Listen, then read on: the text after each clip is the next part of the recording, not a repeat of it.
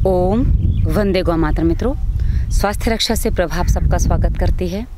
मित्रों, आज हम जिस विषय पे बात करने जा रहे हैं ये हमारे नन्हे मुन्ने शिशुओं से संबंधित है, क्योंकि शिशुओं को जब छोटे छोटे रोग हो जाते हैं वो कुछ कह नहीं पाते, और यदि माता पिता ना समझ पाएँ तो कई बार समस्या बहुत बड़ी हो जाती है और शिशु परेशान होता रहता है। अपने शिशु को चेक करिए, उसका यदि मुँह खुला रहता है, वो सो रहा है, जग रहा है, कुछ भी कर रहा है, खासकर सोते समय आप चेक करिए, उसका मुँह यदि हल्का सा भी खुला है, अर्थात जरा सा भी जिसमें एक सीख चली, एक तीली चली है, उतना भी मुंह खुला है, तो उसके उस मुंह को आप बंद करिए ऐसे करके।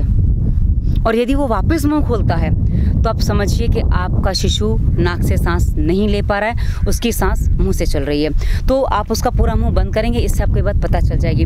अब कई बार होता क्या है कि एक समस्या और आई है, जो आज ही मेरे को किसी ने पूछा फ़ोन करके। उन्होंने बोला कि हमारे बच्चे को हम नाक में करीब 2 महीने से तेल डाल रहे हैं, शायद 2 महीने उन्होंने बताया, तो मुझे दिन ठीक से याद नहीं है। और बोले हमारे बच्चे की नाक नहीं खुल रही है।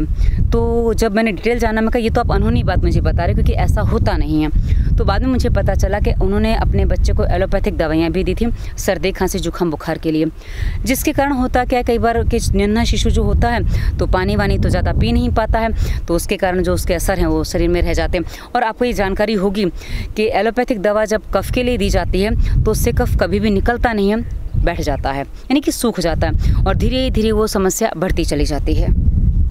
तो ऐसी स्थिति में आप सोचें कि आपकी नाक खुल जाए, यानी बच्चे की नाक खुल जाए, संभव ही नहीं होता।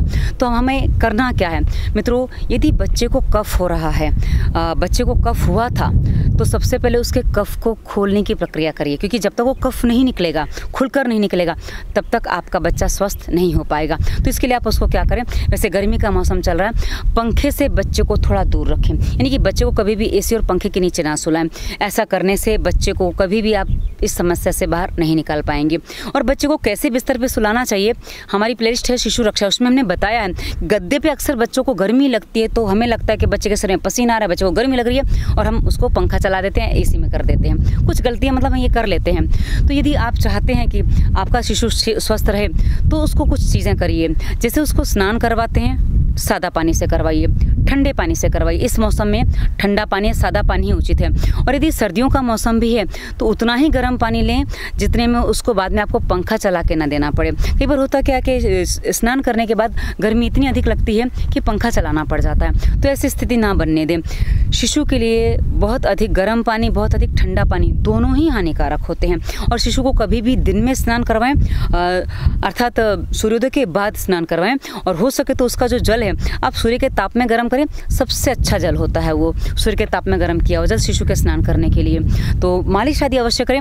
मालिश करते समय उसकी नाक में, कान में और नाभि में तेल अवश्य डालें। ये हमने शिशु रक्षा प्लेलिस्ट में जो और वीडियोस दिए उनमें बताया हुआ है। तो आप यदि ये करते हैं तो उसके जो हवा जाने के जो मार्ग हैं वो करीब करीब बंद हो जाते हैं। और वैसे ही जो लिंग होता है, योनि होती है, उसके साथ ही गुदा होता है, यानी कि मलमूत्र के जो मार्ग होते हैं, वहाँ भी आपको बच्चे को तेल लगाना है। इससे क्या होता है कि इससे वहाँ की सॉफ्टनेस बनी रहती है, और सूखापन नहीं होने की वजह से उनको कई बार जो समस्याएँ आती हैं वो नहीं होती हैं। तो हम इससे बचाव बच्चे का कर सकते हैं। और आपको करना क्या है, आजकल मैं एक चीज़ और देखती हूँ, बच्चों के सर पर तेल नहीं डाला जाता है, तो थोड़ा सा तेल लेके बच्चे के सर पर हमेशा यहाँ पे आपको तेल थोड़ा रखना चाहिए। बच्चे का जो बाल है वो सूखे नहीं होने चाहिए। ऐसा होने से वहाँ से कई बार उसको सर्दी अंदर प्रवेश कर जाती है, तो उसमें भी कई बार समस्याएं आती हैं। तो बच्चे के तालू पे आप जो आपके प्रांत में तेल होता हो, सरसों का हो, नीम नहीं, नारियल का हो, या बादाम का हो, या फिर तिल का हो, जो आपको उचित लगे। अरंडी का तेल भी कुछ लोग लगाते हैं, वो भी, क्योंकि गुजरात में मैंने देखा अरंडी के तेल का चलन है, वहाँ अरंडी का तेल ठोका जाता है, तो वो भी अच्छा है। तो आप सर पे तेल अवश्य ठोकें। और साथ ही आपको लग रहा है कफ जाम है, तो बच्चे की छाती पे आप अरंडी का तेल गुनगुना करके, या देशी गाय का घी गुनगुना करके आप छाती पे, पीठ पे लगाइए, और हथेली पे और पैर के पंजों में ये मलिए। इससे बच्चे को धीरे धीरे जो उसकी सांस, और नाक में तेल तो डालना ही है, दिन में 3 से 3 बार अवश्य डालें, एक बूंद, ज़्यादा नहीं, एक बूंद बस। कैसे डालना मैंने पहले भी बताया है कि बादाम रोगन डालेंगे तो अच्छा नाक में, ऐसे उंगली में ले लीजिए, और ऐसे ही बच्चे की नाक से डाल दीजिए, या कोई ड्रॉपर आता है, बच्चों की दवाओं के ड्रॉपर होते हैं, ड्रॉपर से भी आप डाल सकते हैं, जैसे आपको उचित लगे। तो यदि आप ये करते हैं तो धीरे धीरे आप देखेंगे कि आपके बच्चे का कफ खुलने लग गया है।